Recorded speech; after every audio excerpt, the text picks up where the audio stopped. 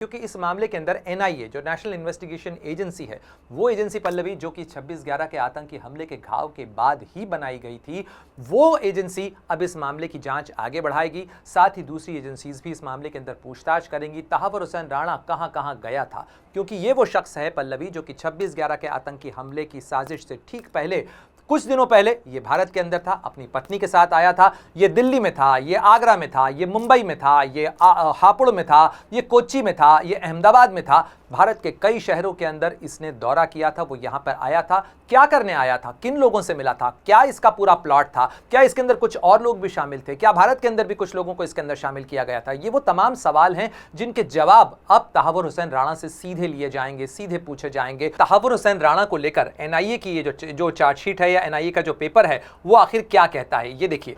यहां पर मैं एक एक चीज आपको जल्दी से समझा देता हूं।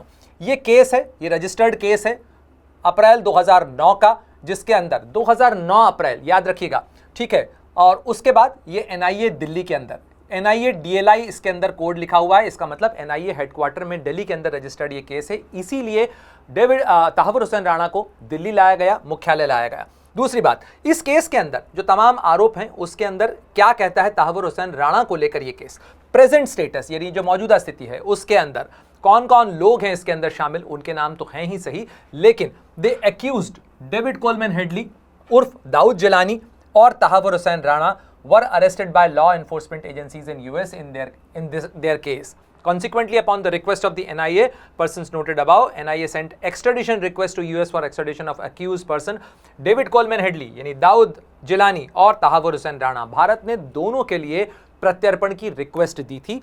हालांकि डेविड कोलमैन हेडली ने वर्चुअली यानी वीडियो कॉन्फ्रेंसिंग के जरिए भारत की अदालत के सामने पेश होकर और यह कहा था कि वो इस केस के अंदर पूरा सहयोग करने के लिए तैयार है। इस बारे में भारत सरकार की तरफ से जो पार्लियामेंट है, पार्लियामेंट के अंदर भी ये जवाब दिया जा चुका है कि डेविड कोलमैन हेडली भारत सरकार के सामने भारत की कोर्ट को ये बताने के लिए तैयार है कि आखिर ये साजिश रची कैसे गई थी। लेकिन सीधे पूछताछ के लिए तहव्वुर हुसैन राणा पहली बार अब उपलब्ध होगा, उससे सवाल किए जाएंगे। बहुत लंबी फहरिस्त है। साथ ही अजमल कसाब, वो आतंकी जिसे जिंदा पकड़ा गया था, उसने सारी जो बातें बताई हैं, उसके जो बताए हुए बयान हैं, उनसे भी कोराबरेट किया जाएगा। इस साजिश के जो मिसिंग लिंक्स हैं उनको जोड़ने की कोशिश होगी। इसलिए तहव्वुर हुसैन राणा बहुत महत्वपूर्ण है। विदेशी नागरिक है, आतंकवाद के केस के अंदर उसे यहां लाया गया, क्योंकि इस मामले के अंदर एनआईए जो नेशनल इन्वेस्टिगेशन एजेंसी है, वो एजेंसी पल्लवी जो कि 26/11 के आतंकी हमले के घाव के बाद ही बनाई गई थी, वो एजेंसी अब इस मामले की जांच आगे बढ़ाएगी। साथ ही दूसरी एजेंसीज भी इस मामले के अंदर पूछताछ करेंगी। तहव्वुर हुसैन राणा कहां कहां गया था, क्योंकि ये वो शख्स है पल्लवी जो कि 26/11 के आतंकी हमले की साजिश से ठीक पहले कुछ दिनों पहले ये भारत के अंदर था, अपनी पत्नी के साथ आया था। ये दिल्ली में था, ये आगरा में था, ये मुंबई में था, ये हापुड़ में था, ये कोच्चि में था, ये अहमदाबाद में था। भारत के कई शहरों के अंदर इसने दौरा किया था। वो यहां पर आया था, क्या करने आया था, किन लोगों से मिला था, क्या इसका पूरा प्लॉट था, क्या इसके अंदर कुछ और लोग भी शामिल थे, क्या भारत के अंदर भी कुछ लोगों को इसके अंदर शामिल किया गया था। ये वो तमाम सवाल हैं जिनके जवाब अब तहव्वुर हुसैन राणा से सीधे लिए जाएंगे, सीधे पूछे जाएंगे। तहव्वुर हुसैन राणा को लेकर एनआईए की ये जो चार्जशीट है या एनआईए का जो पेपर है, वो आखिर क्या कहता है, ये देखिए। यहां पर मैं एक एक चीज आपको जल्दी से समझा देता हूं। ये केस है, ये रजिस्टर्ड केस है अप्रैल 2009 का, जिसके अंदर 2009 अप्रैल, याद रखिएगा, ठीक है। और उसके बाद ये एनआईए दिल्ली के अंदर, एनआईए डीएलआई इसके अंदर कोड लिखा हुआ है। इसका मतलब एनआईए हेडक्वार्टर में दिल्ली के अंदर रजिस्टर्ड ये केस है। इसीलिए तहव्वुर हुसैन राणा को दिल्ली लाया गया, मुख्यालय लाया गया।